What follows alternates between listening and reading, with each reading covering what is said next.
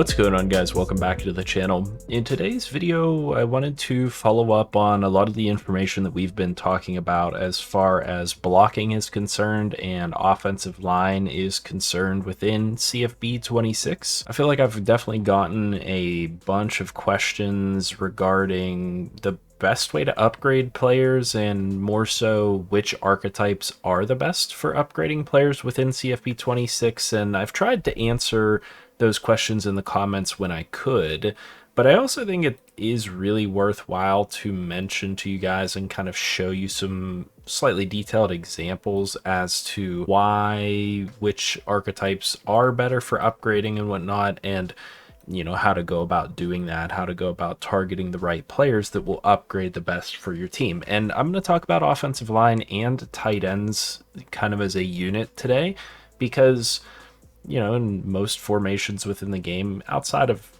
half of the shotgun formations, you're going to have tight ends involved in the blocking game. Even shotgun formations very often have a tight end attached to the offensive line, potentially pass blocking or run blocking.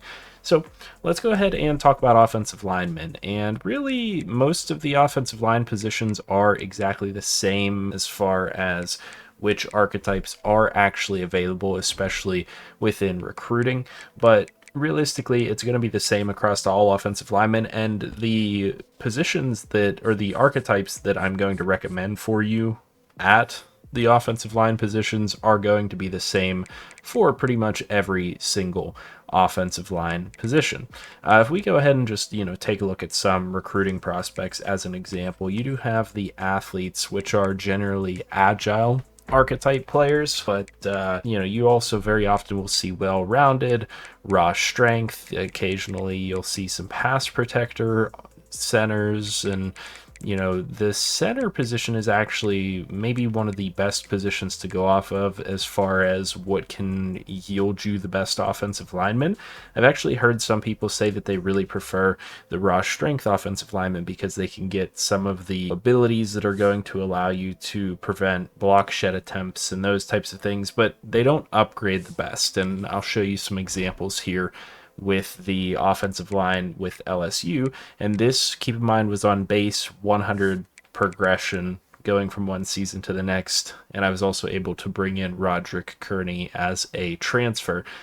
So the offensive lineman did not necessarily upgrade the best that you could possibly want them to, especially after a really good season. However, they are really solid, and some upgraded better than others. But anyway, talking about exactly which archetypes work and which ones don't, you generally want to stay away from the raw strength guys. These are the ones that actually tend to be the most expensive to upgrade. And as you can see here, with just a 78 overall left guard, it's 12 points to upgrade his run blocking, 11 points to upgrade his pass blocking, 13 for his power, 12 for his IQ, and don't get me wrong, all of his stats are pretty solid and pretty balanced, but 9 points for footwork, 11 points for quickness.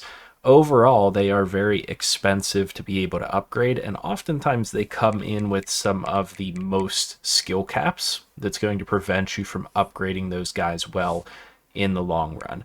So that's definitely something you want to keep in mind.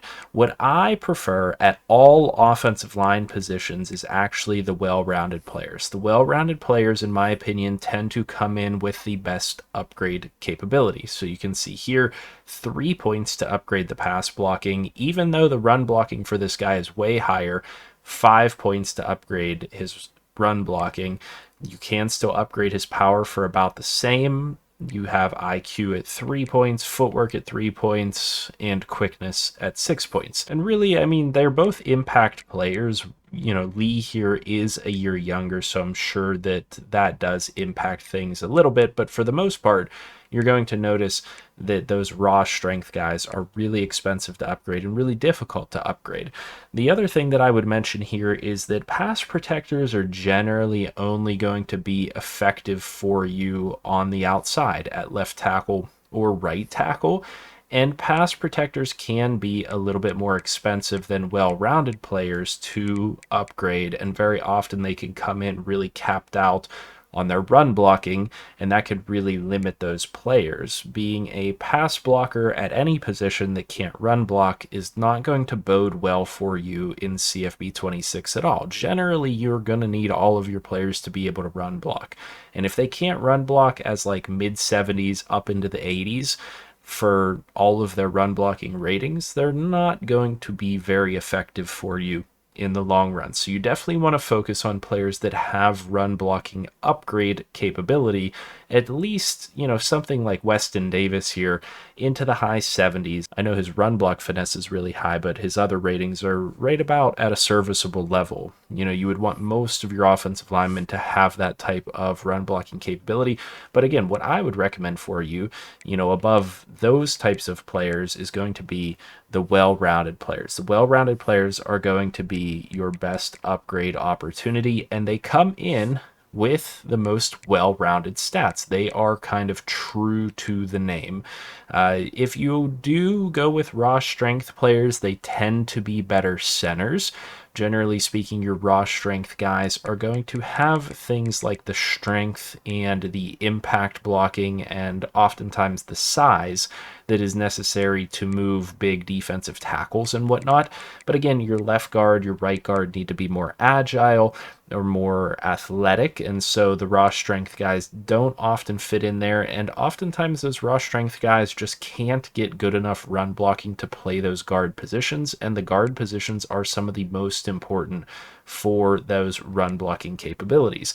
Now you can see 3 freshman right guards that I was able to recruit. We'll take a look at each of these guys because they're really good examples.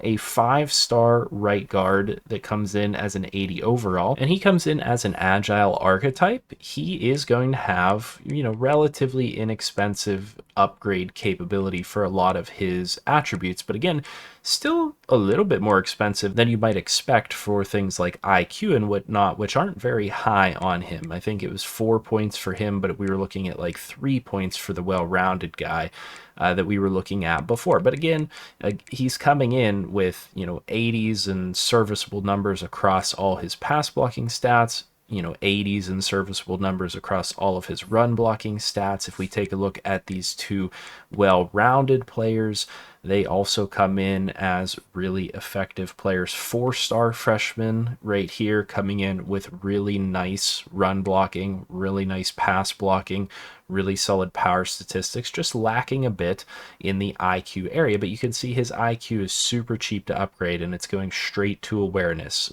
Any points you upgrade into IQ go directly to what you need them to go to. But that's one of the drawbacks, and one of the things that you'll notice is the upgrades are different going from archetype to archetype. So if you take a look at this agile guy, his IQ upgrades are going to go to awareness and lead block. And don't get me wrong, lead blocking can be useful, but when you upgrade a player's IQ, you're really trying to upgrade their awareness, and that is absolutely massive for being able to upgrade these guys the way you need them to be. Another 4-star freshman, well-rounded right guard has really solid run blocking stats coming in, really solid pass blocking, solid enough power, just lowish IQ that's going to be really fast to upgrade. And so definitely tier 1 offensive line across the board archetype for upgrading purposes is going to be the well-rounded archetype. Tier 2 is going to be the agile archetype. Tier 3 would be things like pass protector. They can be somewhat effective and upgrade relatively effectively, just not as effectively as well-rounded and agile players. And then the F tier, the tier that you do not want 9 times out of 10, is going to be the raw strength guys. Even a great example like a young sophomore center here with star development trait at 78 overall, when we go to try to upgrade him, his IQ costs 12 points to upgrade. Run blocking capped out would also cost 12 points to upgrade. Pass blocking, not even that high, would cost 11 points to upgrade. His power, even though that's his archetype, is fully capped out. And then upgrading his quickness and footwork wouldn't do a whole lot for you here. Also very expensive nonetheless at 10 and 8. So it can be really deceptive. You know, a lot of people would go for whatever prospects they can get, potentially high-end raw strength offensive linemen. But as you see with a sophomore star dev player like Cohen Eccles here, he's not going to be upgrade friendly. He's already somewhat maxed out unless I get him a lot of upgrade points. And then I could maybe upgrade his pass blocking or his IQ a little bit, but that's not going to do a whole lot for him. He also has a lot of skill caps and whatnot. And I know that he's different compared to the generated prospects and whatnot, but these three are great examples of why the well-rounded and the agile archetypes are just A1 top tier archetypes for upgrade and team building purposes within CFB 26. And then let's go ahead and take a look at tight ends. Something that you might not be aware of is that a lot of archetypes in this game actually can't upgrade certain ratings that might be important for their position. So you'll notice that at the tight end position here, you're going to get guys like physical route runner and gritty possession that are actually not able to upgrade their run blocking at the tight end position whatsoever. So if you take a look at Donovan Green, he can do his route running, he can do his hands, he can do elusiveness, he can upgrade IQ, which includes pass blocking, which not really useful for tight ends in most scenarios. He can upgrade his power, which doesn't include blocking, and he can upgrade his quickness. So you would think, you know, in most cases, tight ends would at least be able to upgrade their run blocking, and that's not necessarily the case. So you definitely want to stay away from physical route runners. They are an F tier as far as upgrade capability, as far as my recommendation, because what their run blocking starts out as is what their run blocking is going to be in the long term, and that's not good for you in most scenarios. And then you take a look at gritty possession tight ends, and you might think, okay, well, gritty means they'll probably have some run blocking capabilities as far as their upgrades are concerned. Well, you can upgrade their route running, you can upgrade their catching, you can upgrade elusiveness, you can upgrade their IQ again, which includes pass blocking, you can upgrade their power with no blocking, and their quickness with no blocking. So again, basically the same thing as a physical route runner. I would definitely recommend that you stay away from the gritty possession tight ends. And that leaves us with three other archetypes that we would want to take a look at, which would be pure blocker, vertical threat, and pure possession. Well, let's take a look at a vertical threat here on LSU, Trey'Dez Green. He does have a little bit of better capability, and you might think, oh, well, shoot, vertical threat, why out of all of the tight ends would they have access to upgrading their blocking? Well, I couldn't explain that to you. It doesn't make a whole lot of sense, but you can upgrade their route running, you can upgrade their hands, you can upgrade their blocking, but you can only upgrade their strict run blocking and pass blocking number. IQ, which increases lead block as well. Power, which does not include their blocking ratings, except for it does include impact blocking, and then quickness. So some of the important ratings for a tight end, like run blocking finesse, are not accessible through their upgrades. But again, this is then a C tier because you can at the very least influence their run blocking a little bit. You can influence their lead block a little bit. You can influence their impact blocking a little bit if you're able to upgrade these guys decent enough. So the vertical threat tight ends are what I would call roughly a C tier. They're going to come in as more athletic players, so maybe slightly above C tier because it can pay to have a really athletic tight end. But again, in my situation and in most of your situations, you're going to need a tight end that can do a little bit of blocking for you. And those sub blocking ratings are really important to whether they can block properly or not. So we have two archetypes left, and they are both really solid archetypes. I want to take a look at pure blockers, for example. I think a lot of people would actually overlook pure blocker tight ends, probably because they're going to come in with the lowest athleticism, and it is going to be a decent bit to be able to upgrade their athleticism. So it is something you have to consider, something as a trade-off and whatnot. It depends on how much and in what ways you use your tight ends. But They come in with the ability to upgrade all of their blocking stats: run block, pass block, run block finesse, run block power, pass block finesse. And then again, they're able to increase lead block through the IQ category, but they cannot increase impact blocking through power. But they're going to have the most access so far of the archetypes we've looked at to be able to upgrade their blocking capabilities.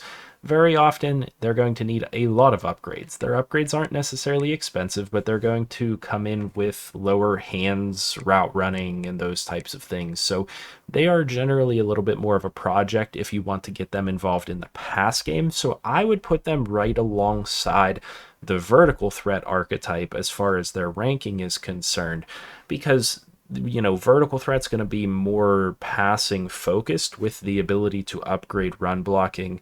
Pure blocker is going to be run blocking focused with the ability to upgrade their receiving capabilities. And so, it's 6 of one, half dozen of the other, depends on what you're going to do with your team upgrade wise, composition wise, play call wise, and those types of things. But what I do want to show you is the best archetype in the game for tight ends that's going to be able to give you everything you want for a tight end, and that is the pure possession tight end.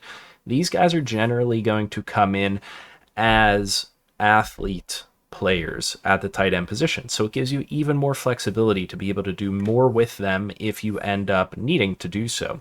You can upgrade all of their route running capabilities along with their release.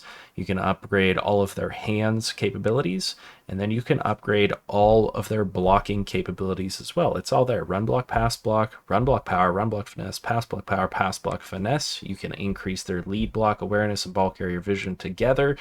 You can increase their impact blocking through their power rating as well, which you could not do with the pure blocker, interestingly enough. And then you can also increase their quickness. And these guys are very prevalent, and if you scout them when you're recruiting, you guys are going to find a lot of really good pure possession tight ends that are going to have a really high upside for you. And this is something I stumbled onto recently. Some of these guys are just crazy good. If we take a look at Demetrius Hamby here, who's a 5-star guy coming in, he's getting 85 speed to start as a pure possession player, 64 run block, which is close to getting to serviceable tight end run blocking levels. He's got decent route running, 77 short route. He's got really solid catching stats, 84, 83, 81 strength, 69 awareness. This guy is coming in as a absolute monster. And yeah, this guy's a 5-star, of course. But let's go ahead and take a look at a 4-star. Very similar numbers: 82 speed, 64 awareness, 64 run block, 75 short route running, 81 catching. Everything you need out of a tight end and the capability to upgrade everything you need at that position. Let's take a look at one more. Ryan Biggs coming in. 64 awareness, 84 speed, 81 strength, 64 run block, 75 short route, 80 catching. Everything you need as a base level, entry level tight end, going to turn out to be an awesome player.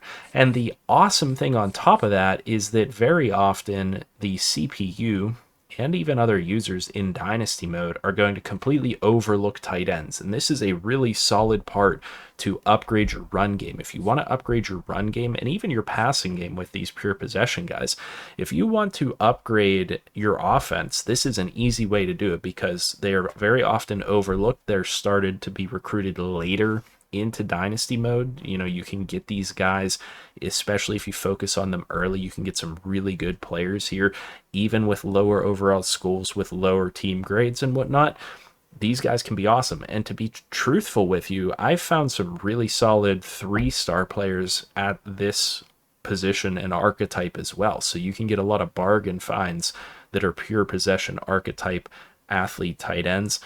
I'm telling you, bar none, it is the best archetype to upgrade your offense, blocking wise and even receiving wise at the tight end position. But with all of that being said, let me know your thoughts down in the comment section below. As always, I want to hear what you guys think. Which archetypes do you prefer on the offensive line? Have you noticed some of those similar things, especially with raw strength offensive linemen being very expensive or very difficult to upgrade. You guys let me know in the comment section below. How do you prefer to structure your blocking system within your dynasties in CFB 26? Do you utilize a tight end to help block? Do you go mostly shotgun, spread, and empty type of stuff, and you don't utilize the tight end in run blocking situations very much? Again, let me know all that stuff down in the comment section below. Please make sure you guys leave a like, subscribe to the channel if you're new around here and want to see more. And as always, I'll see you in the next video, and I hope you have a good one.